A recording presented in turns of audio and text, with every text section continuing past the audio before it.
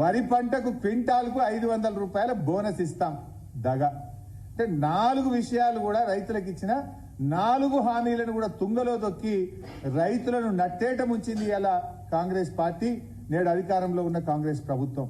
అంటే మీరు రుణమాఫీ విషయంలో మోసం చేసిండ్రు, రైతు బంధు విషయంలో మోసం చేసిండ్రు, కౌలు రైతులకు మోసం చేసిండ్రు, వ్యవసాయ కూలీలకు అన్యాయం చేసిండ్రు, వరి ధాన్యానికి బోనస్ ఇస్తామని కూడా దగా చేసింది ఇలా కాంగ్రెస్ పార్టీ.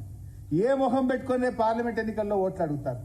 మేము మీకు నోటరీ డాక్యుమెంట్లు ఇచ్చి మేము బాండ్ పేపర్ల సాక్షిగా రాష్ట్రంలో రైతుల్ని మోసం చేసినాం, మా కాంగ్రెస్ పార్టీకి ఓటేయండి అని అడుగుతారా? 10 ఏళ్లలో ఎప్పుడు లేని విధంగా 20 లక్షల ఎకరాల్లో పంటలు ఎండబెట్టినందుకు కాంగ్రెస్ పార్టీకి ఓటేయమని అడగడానికి వస్తారా? నీటి నిర్వహణలో వైఫల్యం చెందాం, కరెంటు సరిగా ఇవ్వలేకపోయాం, మీ మోటార్లు గాలబెట్టాం, ట్రాన్స్ఫార్మర్లు కాలిపోయి రైతుల మీద అదనపు భారం పడ్డందుకు కాంగ్రెస్ పార్టీకి ఓటేయమని అడగడానికి మీరు గ్రామాల్లోకి వస్తారా అని నేను అడుగుతా ఉన్నా. ఇలా కాంగ్రెస్ పార్టీ పరిస్థితి ఎట్లా తయారైందంటే వాళ్ళకి అసలు తీరిక లేదు. ఎంతసేపు ముఖ్యమంత్రి గారు నేను పార్టీ కోసం గేట్లు తెరుస్తా, నేను గేట్లు తెరిచిన రాండ్రి పార్టీలోకి, ప్రతిపక్ష నాయకుల ఇళ్లకు పోయి బతిల్లాడి కండువాలు కప్పుతున్నాడు ముఖ్యమంత్రి గారు. మీరు గేట్లు తెరవాల్సింది పార్టీ గేట్లు కాదు, ప్రాజెక్టుల గేట్లు తెరవండి, ఎండిపోతున్న పంటలు కాపాడండి, గ్రామాల్లోకి వెళ్ళండి, రైతులకు ధైర్యం కల్పించండి, వెంటనే అత్యవసరంగా రివ్యూ మీటింగ్ పెట్టి రాష్ట్రంలోని రైతులకు ఎక్కడెక్కడ ఎంత నష్టం జరిగిందో అంచనా వేసే విధంగా రిపోర్టులు తెప్పించి ప్రతి ఎకరానికి 25,000 రూపాయల ఆర్థిక సహాయం చేయాలని చెప్పి బీఆర్ఎస్ పార్టీ పక్షాన మేము డిమాండ్ చేస్తా ఉన్నాం. గౌరవనీయులు కేసీఆర్ గారు ఈరోజు ఉదయం పార్టీ నాయకులందరితో కూడా ఆయన మాట్లాడడం జరిగింది. ఈ పరిస్థితి చూసి ఆయన చాలా ఆందోళన చెందారు.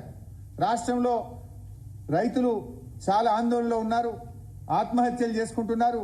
ఈ పరిస్థితి అంతా చూసి ఇలా కేసీఆర్ గారు మా పార్టీకి ఆదేశం ఇవ్వడం జరిగింది. ఇలా పార్టీ నాయకులందరినీ కూడా నేను ఈ సందర్భంగా కోరుతా ఉన్నా, రేపటి నుంచి బీఆర్ఎస్ పార్టీ ఎంపీలు, ఎమ్మెల్యేలు, ఎమ్మెల్సీలు, మాజీ ఎమ్మెల్యేలు, మరి పార్టీ నాయకులు, గ్రామ మండల శ్రేణులన్నీ కూడా పంట పొలాల్లోకి వెళ్ళండి. మీ గ్రామాల్లో, మీ మండలాల్లో, మీ నియోజకవర్గాల్లో ఎంత నష్టం జరిగిందో వివరాలు సేకరించి మన బీఆర్ఎస్ పార్టీ కేంద్ర కార్యాలయానికి పంపాలని చెప్పి మేము కోరుతా ఉన్నాం. ఎందుకంటే ఆ వివరాలన్నీ కూడా క్రోడీకరించి మరి రాష్ట్ర ప్రభుత్వం దృష్టికి తీసుకువెళ్లి ఈ రైతులకు ఎకరానికి 25,000 రూపాయల ఆర్థిక సాయం అందించే విధంగా ఈ ప్రభుత్వం మీద ఒత్తిడి తేవాలని చెప్పి ఇవాళ బీఆర్ఎస్ పార్టీ నిర్ణయం తీసుకున్నది. అందువల్ల బీఆర్ఎస్ శ్రేణులందరూ కూడా మీరు వ్యవసాయ క్షేత్రాలకు వెళ్ళండి, రైతుల పంట పొలాలకు వెళ్లి ఏ గ్రామంలో ఏ రైతుకు ఎంత నష్టం జరిగిందో వివరాలు సేకరించి కేంద్ర కార్యాలయానికి పంపాలని చెప్పి మేము కోరుతా ఉన్నాం. రైతులకు కూడా భరోసా కల్పించండి, రైతులకు ధైర్యం ఇవ్వండి. తప్పకుండా బీఆర్ఎస్ పార్టీ మీకు అండదండగా ఉంటది, మీకోసం పోరాడతాం, అసెంబ్లీలో పోరాడతాం, అన్ని రూపాల్లో ఒక ప్రధాన ప్రతిపక్ష పార్టీగా రైతులకు అండగా ఉంటాం. ధైర్యం కోల్పోవద్దని, ఆత్మహత్యలు చేసుకోవద్దని, రైతులకు ధైర్యాన్ని కల్పించాలని చెప్పి కూడా బీఆర్ఎస్ పార్టీ శ్రేణులను మేము కోరడం జరుగుతూ ఉంది. ఎందుకంటే కేసీఆర్ గారు ఉండగా ఆయన 10 ఏళ్ల పాలనలో వ్యవసాయం దండగాని గత ప్రభుత్వాలు చెప్తే వ్యవసాయాన్ని పండగ చేసి చూపించింది కేసీఆర్ గారు.